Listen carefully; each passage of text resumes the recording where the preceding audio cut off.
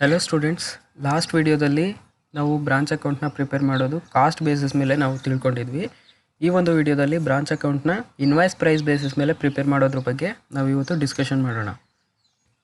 First invoice price ಅಂತ ನಾವು ನೋಡೋದಕ್ಕಿಂತ first cost price ಮತ್ತು ಇನ್ವಾಯ್ಸ್ ಪ್ರೈಸು ಇವೆರಡನ್ನೂ ಒಂದು ಸೆಕೆಂಡ್ ಅದನ್ನು ರೀಕಾಲ್ ಮಾಡ್ಕೊಳ್ಳಿ. ಈಗ ಕಾಸ್ಟ್ ಪ್ರೈಸ್ ಅಂತ ಇದ್ದಂಗೆ ನಾವೇನು ಮಾಡ್ತಿದ್ವಿ, ಈಗ ಮ್ಯಾನುಫ್ಯಾಕ್ಚರಿಂಗ್ ಕಾಸ್ಟ್ ₹10,000 ಇತ್ತು ಅಂತಂದರೆ ಹೆಡ್ ಆಫೀಸ್ ಏನು ಮಾಡ್ತಿತ್ತು, ಅಷ್ಟೇ ಕಾಸ್ಟ್ಗೆ ಬ್ರಾಂಚ್ ಆಫೀಸ್ಗೆ ತನ್ನ ಗೂಡ್ಸ್ಗಳನ್ನ ಸೆಂಡ್ ಮಾಡ್ತಿತ್ತು. ಅಂತಂದರೆ ಒಂದು ಪ್ರಾಡಕ್ಟ್ನ ಮ್ಯಾನುಫ್ಯಾಕ್ಚರ್ ಮಾಡಲಿಕ್ಕೆ ಎಷ್ಟು ಕಾಸ್ಟ್ ಆಗಿರ್ತಿತ್ತೋ ಅಷ್ಟೇ ಅಮೌಂಟ್ಗೆ ಬ್ರಾಂಚ್ ಆಫೀಸ್ಗೆ ಗೂಡ್ಸ್ನ ಸೆಂಡ್ ಮಾಡ್ತಿತ್ತು. ಅಂದರೆ ಯಾವುದೇ ರೀತಿಯಾದಂಥ ಪ್ರಾಫಿಟ್ನ ಆ್ಯಡ್ ಮಾಡ್ತಿರ್ಲಿಲ್ಲ.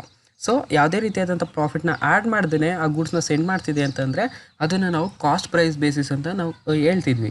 ಅಂದರೆ ಬ್ರಾಂಚ್ ಆಫೀಸ್ ಏನು ಮಾಡ್ತಿತ್ತು, ಆ ಗೂಡ್ಸ್ನ ರಿಸೀವ್ ಮಾಡ್ಕೊತಿತ್ತು. ಆ ಗೂಡ್ಸ್ನ ರಿಸೀವ್ ಮಾಡಿಕೊಂಡು ಅದಕ್ಕೆ ಒಂದಷ್ಟು ಪ್ರಾಫಿಟ್ನ ಆ್ಯಡ್ ಮಾಡಿ ಅದನ್ನು ಸೇಲ್ಸ್ ಮಾಡ್ತಿತ್ತು. ಇದು ಕಾಸ್ಟ್ ಪ್ರೈಸ್ ಬೇಸಿಸು.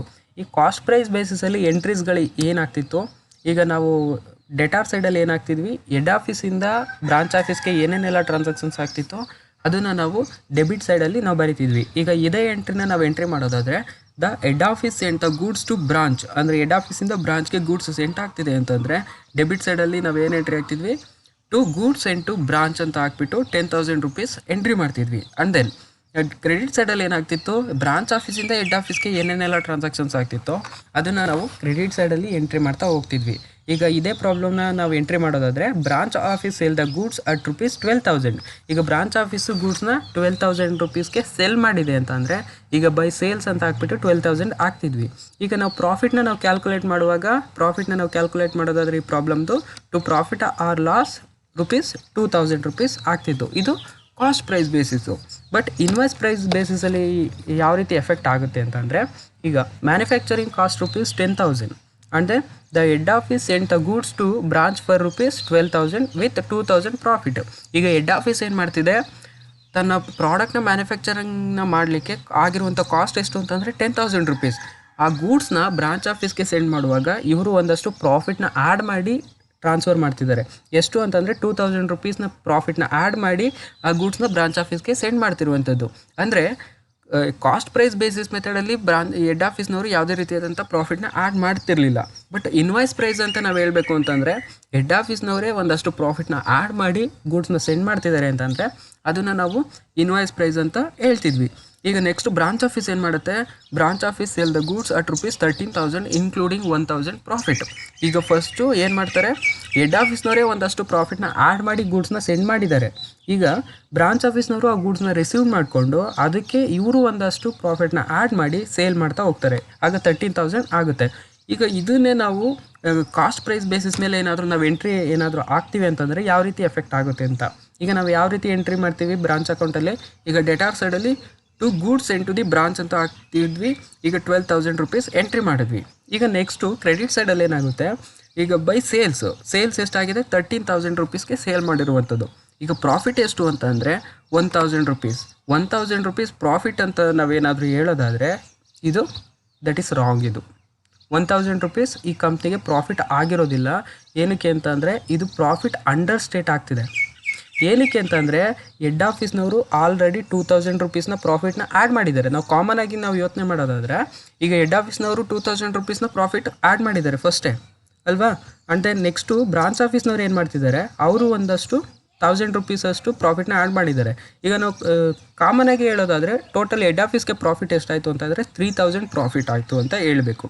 ಬಟ್ ಇಲ್ಲಿ ಎಂಟ್ರಿ ಮಾಡುವಾಗ ಏನಾಯಿತು, ಪ್ರಾಫಿಟ್ನ ನಾವು ಕ್ಯಾಲ್ಕುಲೇಟ್ ಮಾಡೋದಾದರೆ ಯಾವುದು ಬ್ರಾಂಚ್ ಅಕೌಂಟ್ ರೂಲ್ಸ್ ಏನು ಹೇಳುತ್ತೆ ಅಂತಂದರೆ ಹೆಡ್ ಆಫೀಸಿಂದ ಬ್ರಾಂಚ್ ಆಫೀಸ್ಗೆ ಏನಾದರೂ ಸೆಂಡ್ ಆಯಿತು ಅಂತಂದರೆ ಡೆಬಿಟ್ ಸೈಡಲ್ಲಿ ಎಂಟ್ರಿ ಮಾಡಿ, ಬ್ರಾಂಚ್ ಆಫೀಸಿಂದ ಹೆಡ್ ಆಫೀಸ್ಗೆ ಸೆಂಡ್ ಆಯಿತು ಅಂತಂದರೆ ಅದನ್ನು ಕ್ರೆಡಿಟ್ ಸೈಡಲ್ಲಿ ಎಂಟ್ರಿ ಮಾಡಿ ಅಂತ ಹೇಳುತ್ತೆ. ಬಟ್ ಈ ರೀತಿ ನಾವೇನಾದರೂ ಎಂಟ್ರಿ ಮಾಡ್ತು ಅಂತಂದರೆ ₹1,000 ಪ್ರಾಫಿಟ್ ಬರುತ್ತೆ. ಇಲ್ಲಿ ಪ್ರಾಫಿಟ್ ಏನಾಯಿತು, ಅಂಡರ್ ಸ್ಟೇಟ್ ಆಗ್ತಾ ಹೋಯಿತು. ಅದರಿಂದಾಗಿ ನಾವಿಲ್ಲಿ ಎಂಟ್ರಿಗಳನ್ನ ನಾವು ಚೇಂಜ್ ಮಾಡ್ತಾ ಹೋಗಬೇಕಾಗುತ್ತೆ.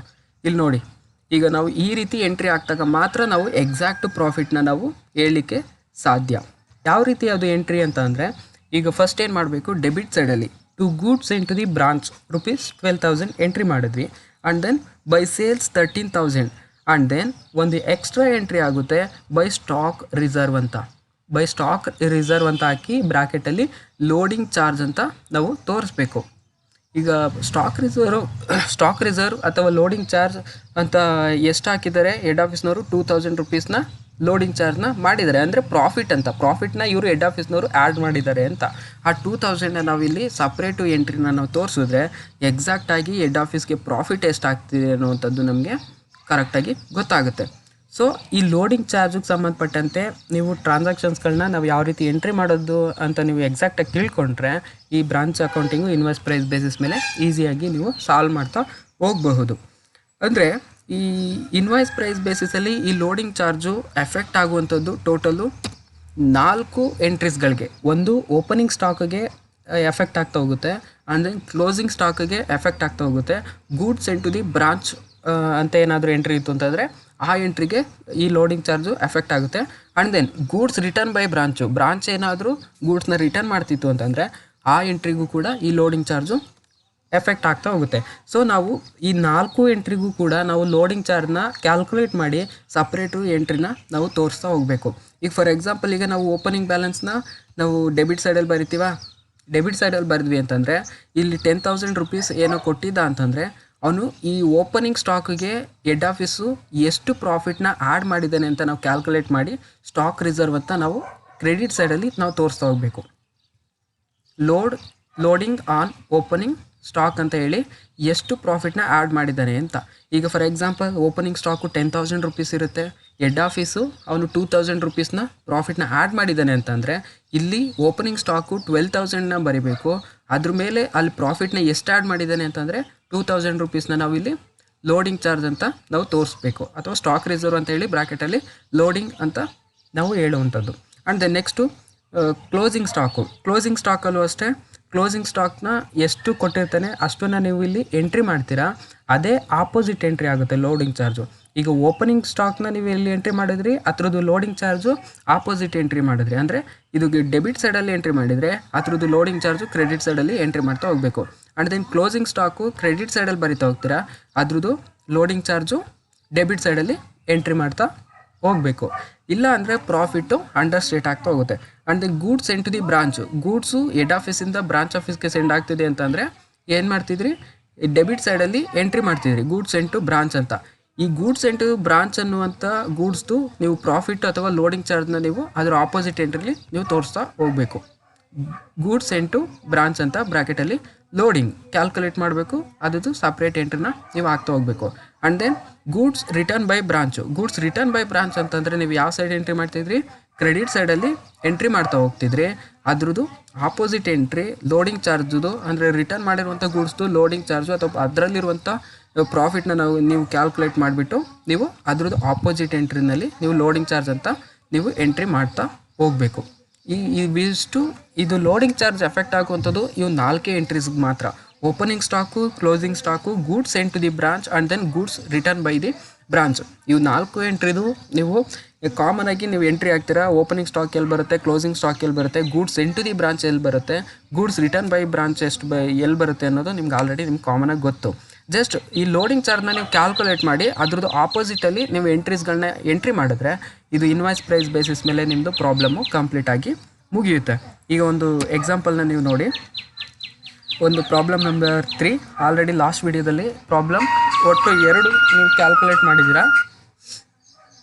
ABC limited Bengaluru invoiced goods to its Goa branch at cost plus 25% from the following information prepare Bengaluru branch account ಅಂತ.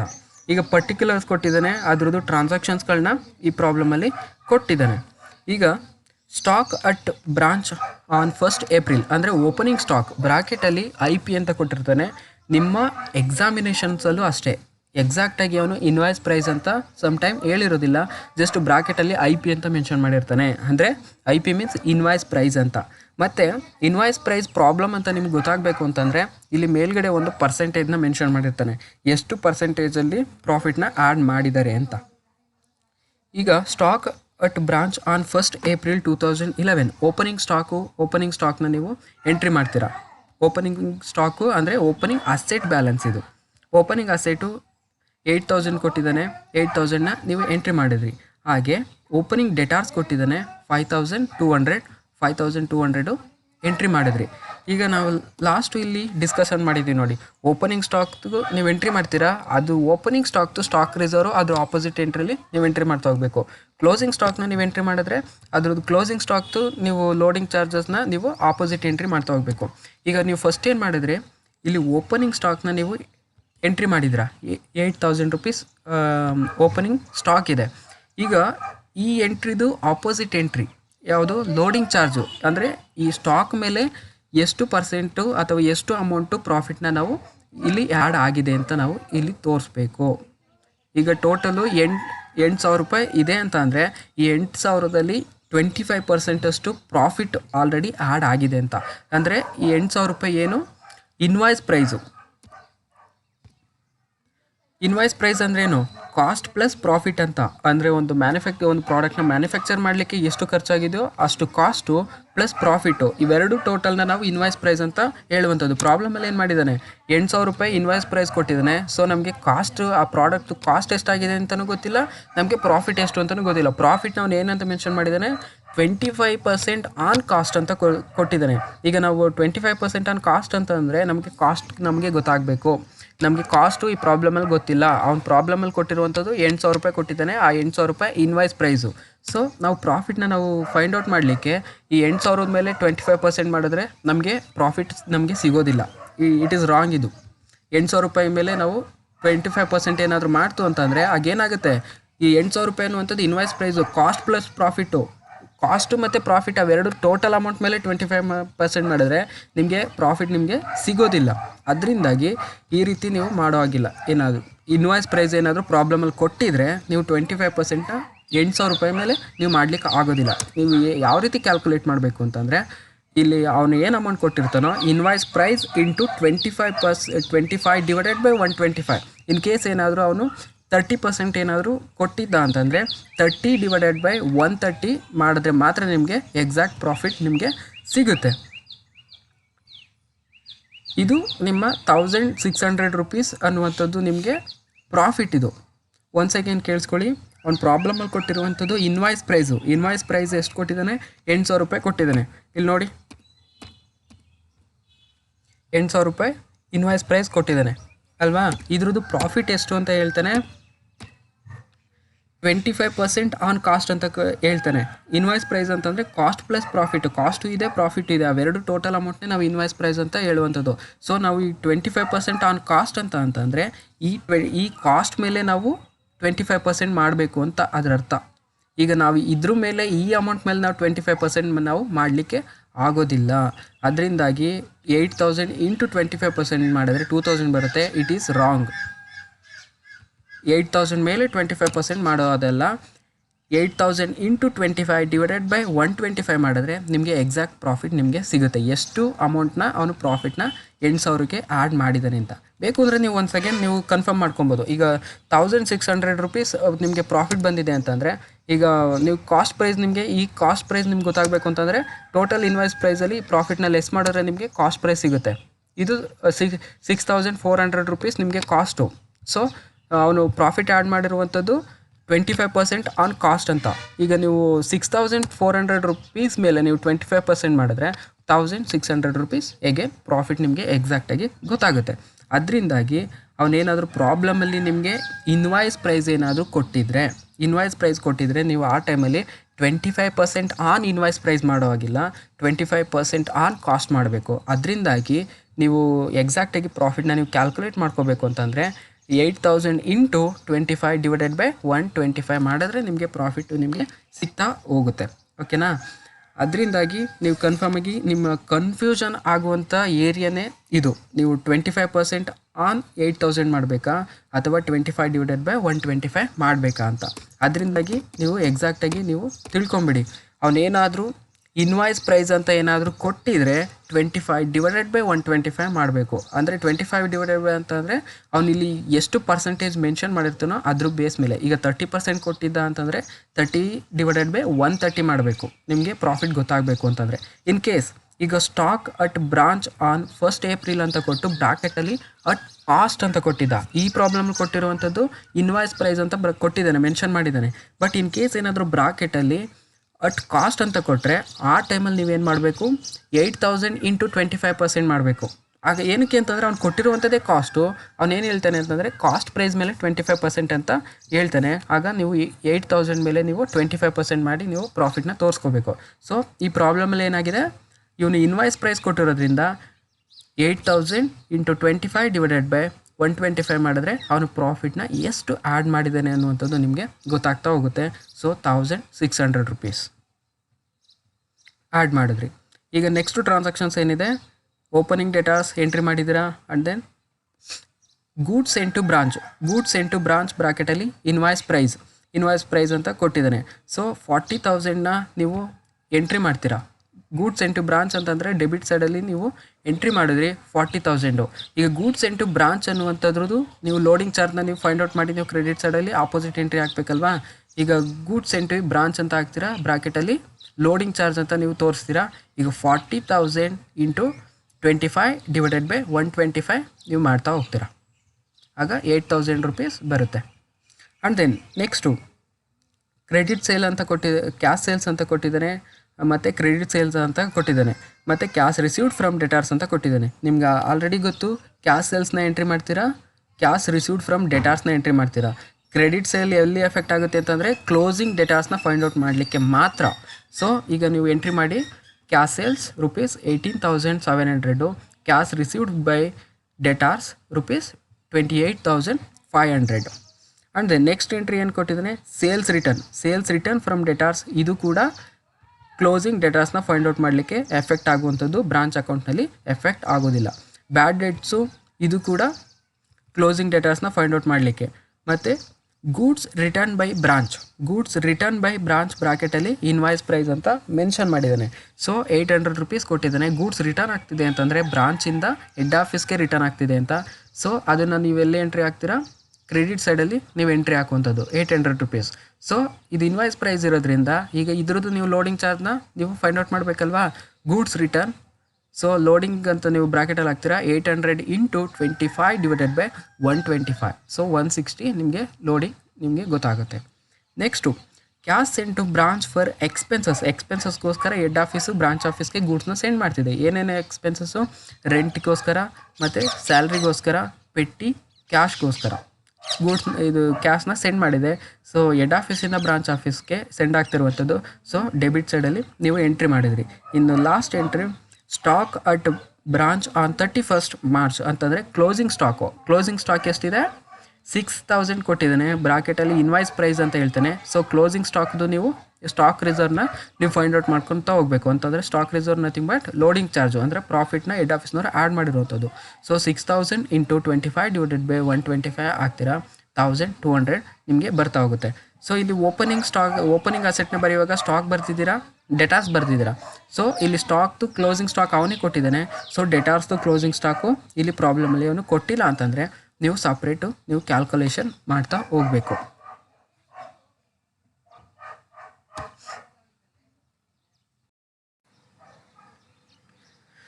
ನೋಡಿ, ಓಪನಿಂಗ್ ಸ್ಟಾಕ್ ಕೊಟ್ಟಿದ್ದಾನೆ, ಓಪನಿಂಗ್ ಡೆಟಾರ್ಸ್ ಕೊಟ್ಟಿದ್ದಾನೆ, ಆ್ಯಂಡ್ ದೆನ್ ಕ್ಲೋಸಿಂಗ್ ಸ್ಟಾಕ್ ಕೊಟ್ಟಿದ್ದಾನೆ, ಕ್ಲೋಸಿಂಗ್ ಡೆಟಾರ್ಸ್ನ ಅವನು ಕೊಟ್ಟಿಲ್ಲ. ಫೈಂಡ್ ಔಟ್ ಮಾಡಲಿಕ್ಕೆ ಎಗೇನ್ ಮೆಮೊರೆಂಡಮ್ ಆಫ್ ಡೆಟಾರ್ಸ್ ಅಕೌಂಟ್ನ ನೀವು ಓಪನ್ ಮಾಡ್ತೀರಾ.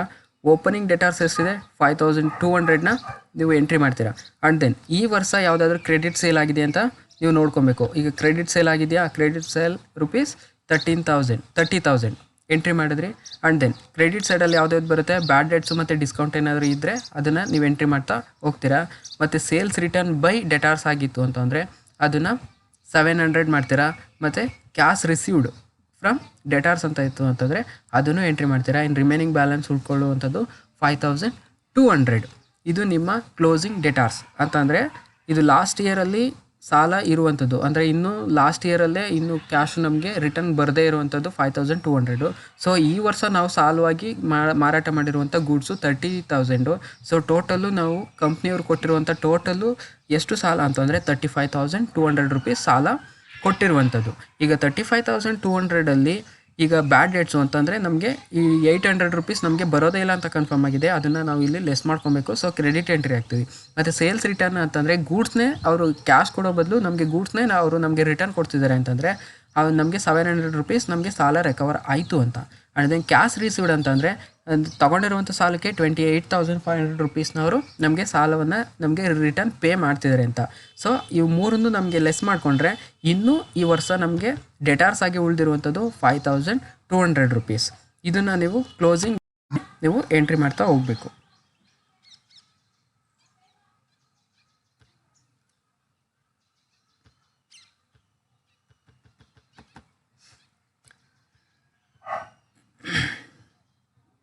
ಸೊ ಇದನ್ನು ನೀವು ಕ್ಲೋಸಿಂಗ್ ಡೆಟಾರ್ಸಲ್ಲಿ ಎಂಟ್ರಿ ಮಾಡ್ತೀರಾ 5,200. ಓಕೆನಾ. ಇನ್ನು ಟೋಟಲ್ ಮಾಡಿದ್ರೆ 68,800 ರುಪೀಸ್ ಬರುತ್ತೆ. ಪ್ರಾಫಿಟ್ ಕ್ಯಾಲ್ಕುಲೇಟ್ ಮಾಡಿದ್ರೆ 12,140 ರುಪೀಸ್ ಬರುತ್ತೆ. ನೀವು ಎಲ್ಲಿ ಕನ್ಫ್ಯೂಷನ್ ಮಾಡ್ಕೊತೀರಾ ಅಂತಂದರೆ ಈ ಲೋಡಿಂಗ್ ಚಾರ್ಜ್ನ ಕ್ಯಾಲ್ಕುಲೇಟ್ ಮಾಡುವಾಗ ಮತ್ತು ಈ ಲೋಡಿಂಗ್ ಚಾರ್ಜ್ನ ಅಥವಾ ಸ್ಟಾಕ್ ರಿಸರ್ವ್ಸ್ಗಳನ್ನ ಮೆನ್ಷನ್ ಮಾಡುವಾಗ ನೀವು ಅದಕ್ಕೋಸ್ಕರನೇ ನೀವು ಎಕ್ಸಾಕ್ಟಾಗಿ ಫಿಕ್ಸ್ ಆಗಿಬಿಡಿ. ಇವು 4 ಎಂಟ್ರೀಸ್ಗೆ ಈ ಲೋಡಿಂಗ್ ಚಾರ್ಜು ಎಫೆಕ್ಟ್ ಆಗುವಂಥದ್ದು. ಇವು 4 ಎಂಟ್ರಿನ ಎಲ್ಲೆಲ್ಲಿ ಹಾಕ್ತೀರಾ ಅಥವಾ ಆಪೋಸಿಟ್ ಎಂಟ್ರೀಸ್ಗಳಲ್ಲಿ ಲೋಡಿಂಗ್ ಚಾರ್ಜ್ನ ಎಂಟ್ರಿ ಮಾಡಿದ್ರೆ ನಿಮ್ಮ ಪ್ರಾಬ್ಲಮ್ ಸಾಲ್ವ್ ಆಗುತ್ತೆ. ಓಕೆನಾ. ಈಗ ಒನ್ಸ್ ಅಗೇನ್ ನೋಡ್ಕೊಳ್ಳಿ. ಫಸ್ಟು ಓಪನಿಂಗ್ ಸ್ಟಾಕ್ನ ಹಾಕಿದ್ರಿ. ಓಪನಿಂಗ್ ಸ್ಟಾಕ್ದು ಇನ್ವಾಯ್ಸ್ ಪ್ರೈಸ್ದು ನೀವು ಎಷ್ಟು ಪ್ರಾಫಿಟ್ನ ಆ್ಯಡ್ ಮಾಡಿದ್ರಿ ಅಂತ ಕ್ಯಾಲ್ಕುಲೇಟ್ ಮಾಡಿ ಅದ್ರದ್ದು ಎಂಟ್ರಿ ಮಾಡ್ತಾ ಹೋದ್ರಿ. ಇಲ್ಲಿ ಓಪನಿಂಗ್ ಸ್ಟಾಕು, ಆ ಓಪನಿಂಗ್ ಸ್ಟಾಕ್ದು ಸ್ಟಾಕ್ ರಿಸರ್ವ್ ಅಂದರೆ ಲೋಡಿಂಗ್ ಚಾರ್ಜು, ಮತ್ತು goods sent the branch. Goods sent the branch ಅಂತ ನೀವು ಎಂಟ್ರಿ ಮಾಡಿದ್ರಿ. ಅದ್ರದ್ದು opposite entry loading charge calculate ಮಾಡಿ ಎಂಟ್ರಿ ಮಾಡಿದ್ರೆ. ಮತ್ತು ಗೂಡ್ಸ್ ರಿಟರ್ನ್ ಆಗ್ತಿದೆ 800 ರುಪೀಸ್. ಈ ಗೂಡ್ಸ್ ರಿಟರ್ನ್ ಮಾಡ್ತಿರುವಂಥದ್ದು loading charge 160 rupees. And then closing stock ಎಷ್ಟಿದೆ 6,000 ಇದೆ. ಅದ್ರದ್ದು ಲೋಡಿಂಗು 1,200. ಆಯಿತಾ. ನೋಡಿ once again opening stock, closing stock, opening ಸ್ಟಾಕ್ದು stock reserve, closing ಸ್ಟಾಕ್ದು stock reserve, goods sent the branch ಅದ್ರದ್ದು ಲೋಡಿಂಗ್ ಚಾರ್ಜು, ಮತ್ತು goods return by the branch ಅದ್ರದ್ದು loading charge. ಇವು ಎಷ್ಟು ಎಂಟ್ರಿಗಳನ್ನ ನೀವು ಕರೆಕ್ಟಾಗಿ ಆಗ್ತು ಅಂತಂದರೆ ಇನ್ನೆಲ್ಲ ರಿಮೈನಿಂಗ್ ಎಂಟ್ರೀಸ್ಗಳೆಲ್ಲ ಅದೇ ಸೇಮ್ ಎಂಟ್ರೀಸ್ಗಳು ಇರುವಂಥದ್ದು. ಇದು ಕನ್ಫ್ಯೂಷನ್ ಆಗ್ತಿರೋದ್ರಿಂದ ಒನ್ಸ್ ಅಗೇನ್ ಹೇಳ್ಬಿಡ್ತೀನಿ, ಕನ್ಫರ್ಮ್ ಮಾಡ್ಕೊಬಿಡಿ. ಇನ್ವಾಯ್ಸ್ ಪ್ರೈಸ್ ಅಂತಂದರೆ ಕಾಸ್ಟ್ ಪ್ಲಸ್ ಪ್ರಾಫಿಟ್ ಅಂತಂದರೆ ಲೋಡಿಂಗ್ ಅಂತ. ಈಗ ಈ ಪ್ರಾಬ್ಲಮಲ್ಲಿ ಕೊಟ್ಟಿರುವಂಥದ್ದು ಎಷ್ಟು ಅಮೌಂಟು ಅಂತಂದರೆ ಇನ್ವಾಯ್ಸ್ ಪ್ರೈಸ್ ಕೊಟ್ಟಿದ್ದಾನೆ 8,000 ರುಪೀಸ್ ಕೊಟ್ಟಿದ್ದಾನೆ. ನಮಗೆ ಕಾಸ್ಟು ಗೊತ್ತಿಲ್ಲ, ಪ್ರಾಫಿಟು ಗೊತ್ತಿಲ್ಲ. ನಾವು ಪ್ರಾಫಿಟ್ನಲ್ಲಿ ನಾವು ಸ್ಟಾಕ್ ರಿಸರ್ವ್ ಅಂತ ನಾವು ತೋರಿಸ್ಕೊಬೇಕು. ಅವ್ನು ಬ್ರಾಕೆಟಲ್ಲಿ ಏನು ಹೇಳ್ತಾನೆ 25% ಆನ್ ಕಾಸ್ಟ್ ಅಂತ ಹೇಳ್ತಾನೆ. ಸೊ ನಮಗೆ ಕಾಸ್ಟ್ ಪ್ರೈಸ್ ನಮ್ಗೆ ಗೊತ್ತಿಲ್ಲ. ಅದರಿಂದಾಗಿ ಅದನ್ನು ನಾವು ಯಾವ ರೀತಿ ಕ್ಯಾಲ್ಕುಲೇಟ್ ಮಾಡಬೇಕು ಅಂತಂದರೆ 8,000 ಇಂಟು 25% ಈಕ್ವಲ್ಸ್ 2,000 ಅಂತಂದರೆ ಅದು ರಾಂಗ್ ಆಗುತ್ತೆ. ಓಕೆನಾ. ಏನಕ್ಕೆ ಅಂತಂದರೆ ಇನ್ವಾಯ್ಸ್ ಪ್ರೈಸ್ ಮೇಲೆ ನಾವು 25% ಮಾಡ್ದಂಗೆ ಆಯ್ತದು. ಅದರಿಂದಾಗಿ ನೀವು ಯಾವ ರೀತಿ ಕ್ಯಾಲ್ಕುಲೇಟ್ ಮಾಡಬೇಕು ಅಂತಂದರೆ 8,000 ಇಂಟು 25 ಡಿವೈಡೆಡ್ ಬೈ 125 ಮಾಡಿದ್ರೆ 1,600 ಬರುತ್ತೆ. ಇದು ನಿಮ್ಮ ಪ್ರಾಫಿಟ್ಟು. ಬೇಕು ಅಂತಂದರೆ ಕಾಸ್ಟ್ ಪ್ರೈಸ್ ನಿಮ್ಗೆ ಏನಾದರೂ ಗೊತ್ತಾಗಬೇಕು ಅಂತಂದರೆ cost price equals invoice price minus profit ಮಾಡುತ್ತೆ ಅಂತಂದರೆ ನಿಮ್ಮದು ಎಕ್ಸಾಕ್ಟಾಗಿ ಕಾಸ್ಟ್ ಪ್ರೈಸ್ ನಿಮಗೆ ಸಿಗುತ್ತೆ. ಬೇಕು ಅಂದರೆ ಈಗ ನೀವು ಕನ್ಫರ್ಮ್ ಮಾಡ್ಕೋಬೋದು. ಈಗ 6,400 ರುಪೀಸ್ ಮೇಲೆ 25% ಮಾಡಿದ್ರೆ 1,600 ರುಪೀಸ್ ಬರುತ್ತೆ. ಅವನೇನು ಹೇಳಿದ್ದಾನೆ 25% ಆನ್ ಕಾಸ್ಟ್. ಸೊ ಈಗ ನಿಮಗೆ ಕಾಸ್ಟ್ ರುಪೀಸ್ ಎಷ್ಟು ಅಂತ ನಿಮ್ಗೆ ಗೊತ್ತಾಗಿದೆಯಾ 6,400 ರುಪೀಸ್ ಆಗಿದೆ. ಅದ್ರ ಮೇಲೆ 25% ಮಾಡಿದ್ರೆ 1,600 ರುಪೀಸ್ ಬರುತ್ತೆ. ಸೊ ನಿಮಗೆ ಎಕ್ಸಾಕ್ಟ್ ಪ್ರಾಫಿಟ್ ಬೇಕು ಅಂತಂದರೆ ಅವನು ಪ್ರಾಬ್ಲಮಲ್ಲಿ ಇನ್ವಾಯ್ಸ್ ಪ್ರೈಸ್ ಕೊಟ್ಟಾಗ ನೀವು 25 ಡಿವೈಡೆಡ್ ಬೈ 125 ಈ ಥರ ಮೆಥಡ್ನ ನೀವು ಯೂಸ್ ಮಾಡಬೇಕಾಗುತ್ತೆ.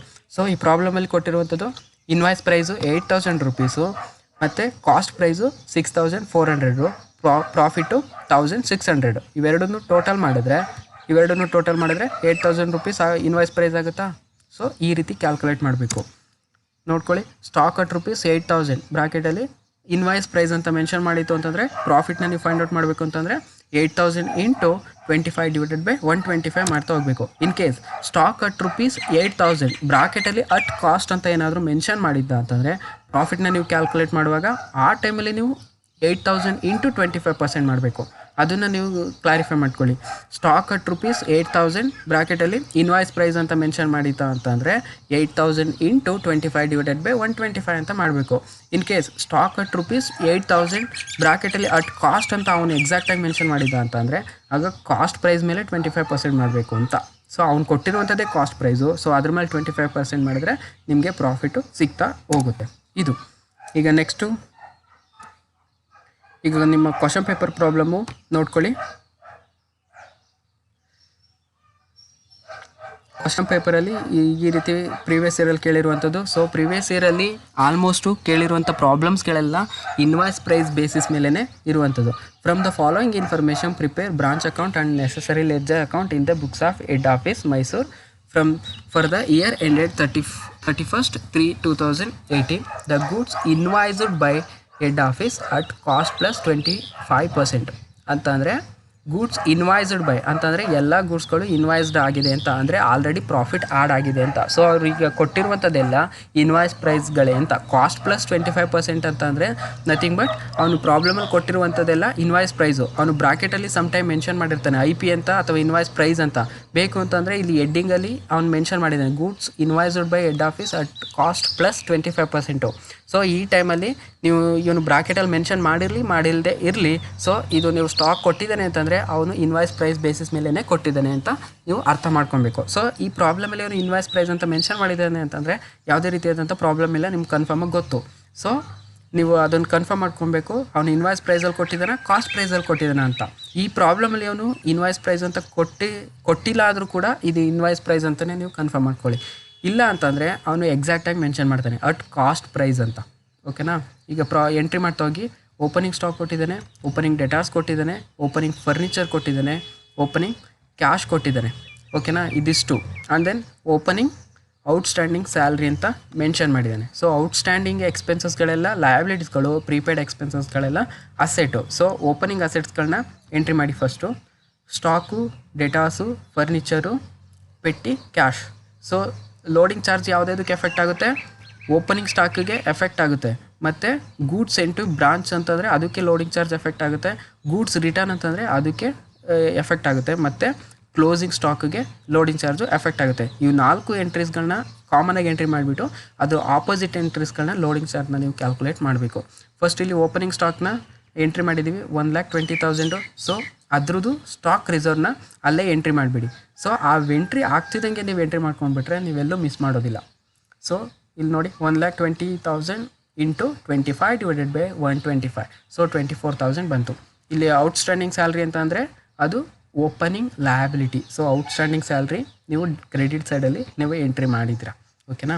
ನೆಕ್ಸ್ಟ್ ಎಂಟ್ರಿ ಏನಿದೆ? Goods sent to the branch. Head ಆಫೀಸಿಂದ ಬ್ರಾಂಚ್ ಆಫೀಸ್ಗೆ ಗೂಡ್ಸು ಸೆಂಟ್ ಆಗ್ತಿದೆ ಅಂತ. ಎಷ್ಟು? 3,80,000. ಇದಕ್ಕೆ ಇನ್ವಾಯ್ಸ್ ಪ್ರೈಸ್ ಅಪ್ಲೈ ಆಗುತ್ತಾ? So by goods sent loading charge 3,80,000 into 25 divided by 125, 76,000. And then goods return ಅಂತಂದರೆ ಬ್ರಾಂಚ್ ಆಫೀಸಿಂದ ಹೆಡ್ ಆಫೀಸ್ಗೆ ಗೂಡ್ಸ್ ರಿಟರ್ನ್ ಆಗ್ತಿದೆ. ಸೊ ಗೂಡ್ಸ್ ರಿಟರ್ನ್ನ ನೀವು ಎಂಟ್ರಿ ಮಾಡಿದ್ರಿ. ಈ ಗೂಡ್ಸ್ ರಿಟರ್ನ್ಸ್ಗೆ ಅಪ್ಲೈ ಆಗುತ್ತಾ ಇನ್ವಾಯ್ಸ್ ಪ್ರೈಸು? ಅದನ್ನು ಕ್ಯಾಲ್ಕುಲೇಟ್ ಮಾಡಬೇಕಾ ನಾವು? ಸೊ ಗೂಡ್ಸ್ ರಿಟರ್ನ್ ಅಂತ ಹಾಕ್ತೀರಾ, ಬ್ರಾಕೆಟಲ್ಲಿ loading charge 25,000 into 25 divided by 125. So 5,000 rupees ಬಂತು. ನೆಕ್ಸ್ಟು ಎಂಟ್ರಿ ಏನಿದೆ? ಕ್ಯಾಶ್ ಸೇಲ್ಸ್ ಕೊಟ್ಟಿದ್ದಾನೆ, ಕ್ರೆಡಿಟ್ ಸೇಲ್ಸ್ ಕೊಟ್ಟಿದ್ದಾನೆ, ಕ್ಯಾಶ್ ರಿಸೀವ್ಡ್ ಫ್ರಮ್ ಡೆಟಾರ್ಸ್ ಕೊಟ್ಟಿದ್ದಾನೆ. ಸೊ ನೀವು ಕ್ಯಾಶ್ ಸೇಲ್ಸ್ನ ಎಂಟ್ರಿ ಮಾಡ್ತೀರಾ, ಕ್ಯಾಶ್ ರಿಸೀವ್ಡ್ ಫ್ರಮ್ ಡೆಟಾರ್ಸ್ನ ನೀವು ಎಂಟ್ರಿ ಮಾಡ್ತೀರಾ. ಕ್ರೆಡಿಟ್ ಸೇಲು ಮತ್ತು discount allowed, goods return by customer, ಇವು 3 ಕ್ಲೋಸಿಂಗ್ ಡೆಟಾರ್ಸ್ನ ಅಂದರೆ ಇಲ್ಲಿ ಬ್ಯಾಡ್ ಡೆಟ್ಸು ಕೊಟ್ಟಿದ್ದಾನೆ. ಸೊ ಇವು 4 ಎಂಟ್ರೀಸ್ಗಳು ಎಲ್ಲ ಅಪ್ಲೈ ಆಗುತ್ತೆ ಅಂತ ಅಂದರೆ ಕ್ಲೋಸಿಂಗ್ ಡೆಟಾರ್ಸ್ಗಳನ್ನ ಫೈಂಡ್ ಔಟ್ ಮಾಡಲಿಕ್ಕೆ. ಇವು 4 ಎಂಟ್ರೀಸ್ಗಳು ಕ್ಲೋಸಿಂಗ್ ಡೇಟಾಸ್ನ ಫೈಂಡ್ ಔಟ್ ಮಾಡಲಿಕ್ಕೆ. ಸೊ ನೀವು ಇಲ್ಲಿ ಬ್ರಾಂಚ್ ಅಕೌಂಟಲ್ಲಿ ಮೆನ್ಷನ್ ಮಾಡಬೇಕಾಗಿರುವಂಥದ್ದು cash sales and then cash received by debtors, ಇವೆರಡನ್ನ ಎಂಟ್ರಿ ಹಾಕಿದ್ರಿ. ಅದು ಯಾವ ಸೈಡು? ಕ್ರೆಡಿಟ್ ಸೈಡಲ್ಲಿ. ಆ್ಯಂಡ್ ದೆನ್ ನೆಕ್ಸ್ಟ್ ಏನು ಕೊಟ್ಟಿದ್ದಾನೆ? Cheque sent to the branch ಅಂತ ಕೊಟ್ಟು, ಅಂದರೆ ಎಕ್ಸ್ಪೆನ್ಸಸ್ಗೋಸ್ಕರ ಒಂದಷ್ಟು ಕ್ಯಾಶ್ನ ಕೊಡ್ತಿದ್ದಾನೆ. ಫಾರ್ ಸ್ಯಾಲ್ರಿಗೋಸ್ಕರ ಕೊಟ್ಟಿದ್ದಾನೆ, ಫಾರ್ ಇನ್ಸೂರೆನ್ಸ್ಗೋಸ್ಕರ ಕೊಟ್ಟಿದ್ದಾನೆ, ಫಾರ್ ರೆಂಟು ಮತ್ತು ಫಾರ್ ಪೆಟ್ಟಿ ಕ್ಯಾಶ್. ಇವೆಲ್ಲ ಎಕ್ಸ್ಪೆನ್ಸಸ್ಗೋಸ್ಕರ ಹೆಡ್ ಆಫೀಸು ಬ್ರಾಂಚ್ ಆಫೀಸ್ಗೆ ಕೊಡ್ತಿರುವಂಥ ಅಮೌಂಟು. ಅದಷ್ಟು ಎಂಟ್ರೀಸ್ಗಳನ್ನ ನೀವಿಲ್ಲಿ ಎಂಟ್ರಿ ಮಾಡ್ತೀರಾ.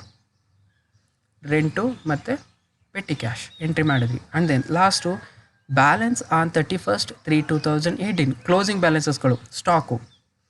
ಕ್ಲೋಸಿಂಗ್ ಸ್ಟಾಕ್ನ ಎಂಟ್ರಿ ಮಾಡಿದ್ರಿ. ಕ್ಲೋಸಿಂಗ್ ಸ್ಟಾಕಿಗೆ ಸ್ಟಾಕ್ ರಿಸರ್ವ್ ಅಪ್ಲೈ ಆಗುತ್ತಾ? ಅಂದರೆ ಕ್ಯಾಲ್ಕುಲೇಟ್ ಮಾಡಬೇಕಾ ನೀವು? ಸೊ ಕ್ಲೋಸಿಂಗ್ ಸ್ಟಾಕ್ ರಿಸರ್ವ್ನ ನೀವು ಕ್ಯಾಲ್ಕುಲೇಟ್ ಮಾಡಿದ್ರಿ. ಬ್ರಾಕೆಟಲ್ಲಿ loading 1,40,000 into 25 divided by 125 entry ಮಾಡಿದ್ರಿ. ನೆಕ್ಸ್ಟು ಪೆಟ್ಟಿ ಕ್ಯಾಶ್ ಅಂತಂದರೆ ಕ್ಲೋಸಿಂಗ್ ಪೆಟ್ಟಿ ಕ್ಯಾಶ್ ಕೊಟ್ಟಿದ್ದಾನೆ ಅವನೇ ಪ್ರಾಬ್ಲಮಲ್ಲಿ.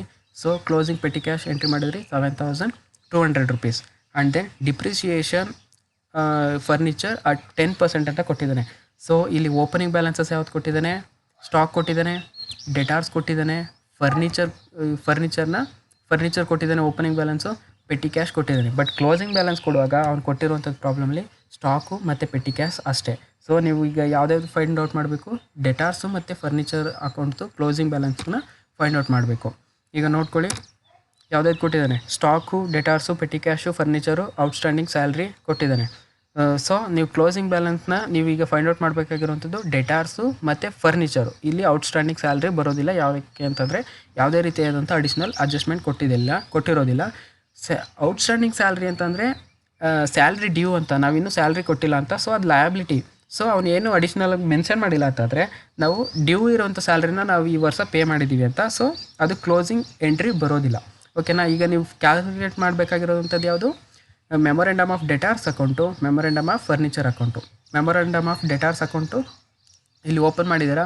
ಓಪನಿಂಗ್ ಡೆಟಾರ್ಸ್ 80,000 ಆ್ಯಂಡ್ ದೆನ್ ಈ ವರ್ಷ ಆಗಿರುವಂಥ ಕ್ರೆಡಿಟ್ ಸೇಲು 4,50,000, ಟೋಟಲು 5,30,000. ಇದರಲ್ಲಿ ಲೆಸ್ ಮಾಡ್ಕೊಬೇಕಾಗಿರುವಂಥದ್ದು ಏನಾದರೂ ಅವ್ರಿಗೆ ಡಿಸ್ಕೌಂಟ್ ಏನಾದರೂ ಕೊಟ್ಟಿದ್ರೆ ಲೆಸ್ ಮಾಡ್ಕೊಬೇಕು, ಸೇಲ್ಸ್ ರಿಟರ್ನ್ ಆಗಿದ್ರೆ ಲೆಸ್ ಮಾಡ್ಕೊತೀರಾ, ಮತ್ತು ಅವರಿಂದ ಕ್ಯಾಶ್ನ ರಿಸೀವ್ ಮಾಡ್ಕೊಂಡಿದ್ರೆ ಲೆಸ್ ಮಾಡ್ತೀರಾ, ಮತ್ತು ಬ್ಯಾಡ್ ಡೇಟ್ಸ್ ಏನಾದರೂ ಕೊಟ್ಟಿದ್ರೆ ಲೆಸ್ ಮಾಡ್ಕೊತೀರಾ.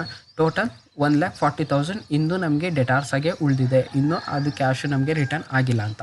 ಸೊ ಕ್ಲೋಸಿಂಗ್ ಡೆಟಾರ್ಸ್ ನಿಮಗೆ ಸಿಕ್ತು 1,40,000. And then furniture opening balance 40,000 ಇದೆ. ಆ್ಯಂಡ್ ದೆನ್ ಅದರದ್ದು ಡಿಪ್ರಿಷಿಯೇಷನ್ 10% ಅಂತಂದರೆ 4,000 ಆಗುತ್ತೆ. ಇನ್ನು ಕ್ಲೋಸಿಂಗ್ ಫರ್ನಿಚರ್ ಎಷ್ಟು ಅಂತಂದರೆ 36,000. ಇದನ್ನು ನೀವು ಇಲ್ಲಿ ಎಂಟ್ರಿ ಮಾಡಿ. 1,40,000 ಆ್ಯಂಡ್ ದೆನ್ 36,000 ಎರಡು ಕಡೆ ಟೋಟಲ್ ಮಾಡಿ. ಸೊ ಕ್ರೆಡಿಟ್ ಸೈಡ್ ಹೈಯೆಸ್ಟ್ ಬರುತ್ತೆ 9,63,200 rupees.